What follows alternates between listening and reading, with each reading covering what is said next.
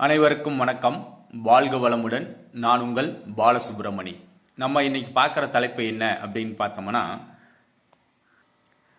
மேச லக்னத்தில் பிறந்தவர்கள் வெளியில் சொல்லக்கூடாத ரகசியம் என்ன அப்படிங்கிறத பற்றி பார்ப்போம். அப்படி வெளியே சொன்னீங்க அப்படின்னா அது உங்களுக்கு மைனஸ் தான் ஏற்படுத்தும். வெளியே சொன்னால் மைனஸை பண்ணி விட்டுரும். அது என்னென்ன வெளியே சொல்லக்கூடாது அப்படிங்கிறத பற்றி பார்ப்போம். மேச லக்னத்துக்கு விருச்சிகம் ராசி 8ஆம் இடம், அதாவது 8ஆம் இடம் அப்படின்னா அது மறைவு ஸ்தானம், மறைப்பொருள் ராசி அப்படின்னு நம்ம விருச்சிகத்தை சொல்லலாம். விருச்சிகம் 8ஆம் இடம் அப்படிங்கிறதுனால, மறைப்பொருள் ராசி அப்படிங்கிறதுனால அதை பற்றி நம்ம வெளிப்படையாக பேசக்கூடாது. மேச லக்னத்துக்கு உங்களுடைய தாத்தா சொத்து பற்றி நீங்கள் பெருமையாக பேசக்கூடாது. உங்கள் தாத்தாவோட சொத்து இருக்கும், அது நல்ல விலைக்கு போகும், அதை விற்று நல்ல செட்டில் ஆயிடுவேன், எனக்கு இந்த சொத்தே ஒன்று போதும், நல்ல விலைக்கு போகும் அப்படின்னு நீங்கள் வெளியே சொல்லிக்கிட்டு இருந்தீங்க அப்படின்னா அந்த சொத்து நல்ல ரேட்டுக்கு போகாது. அந்த சொத்துனால நீங்கள் எதிர்பார்த்த பலன் உங்களுக்கு கிடைக்காது. அதனால் உங்கள் தாத்தாவோட சொத்தை பற்றி நீங்கள் பெருமையாக வெளியில் சொல்லாதீங்க.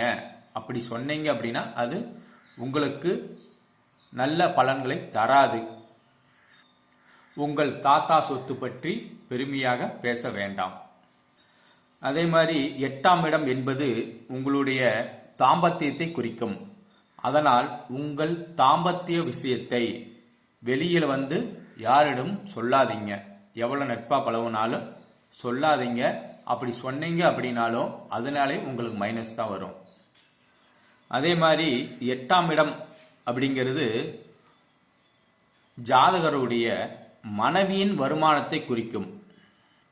அதனால் உங்கள் மனைவியின் வருமானத்தை வெளியில் பெருமையாக சொல்லக்கூடாது. அப்படி சொன்னீங்க அப்படின்னா உங்களுடைய மனைவியின் வருமானம் தடைபடலாம், குறையலாம், ஏதோ ஒரு பாதிப்பு வர்றதுக்கு வாய்ப்பு இருக்குது, வாய்ப்பு வரும். அதே மாதிரி மனைவியும் கணவனுடைய வருமானத்தை வெளியில் சொல்லக்கூடாது. அதனால் நீங்கள் கணவன் மனைவி வருமானத்தை வெளியில் சொல்ல வேண்டாம். ஒவ்வொருத்தருக்கும் ஒவ்வொரு விஷயத்தை வெளியில் சொன்னால் தடை ஏற்படும். உங்களுக்கு இந்தந்த விஷயத்தை வெளியில் சொன்னால் கண்டிப்பாக அதனால் தடை ஏற்படும்.